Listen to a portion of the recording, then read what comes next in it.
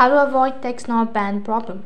Hey guys, welcome back to our channel. In today's video I'll be showing you how you can avoid TextNow from banning. So TextNow may ban users for various reasons, such as violating their terms or services or engaging in abusive behavior.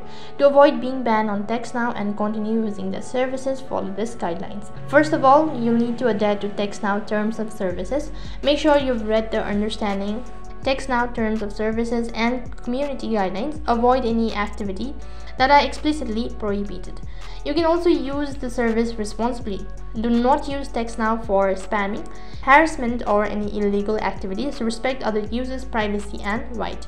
And apart from it, do not share inappropriate content. Avoid sharing explicit, offensive, or inappropriate content through TextNow, and this can lead to your account being banned.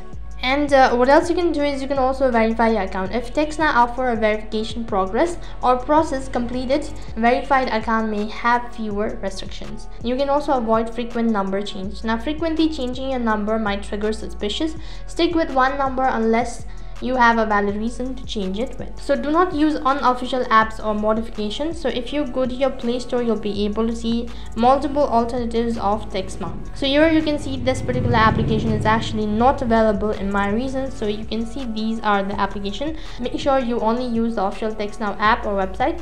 Apart from it, you can also report issues to TextNow support team. For that, you need to go to your Play Store and you need to scroll down a bit, and over there you need to select add support, and you'll need to type in the request stating about the issue, and they'll look into your matter. If you believe your TextNow account was banned unfairly or in an error, you can reach out to the TextNow customer support for assistance in resolving this issue.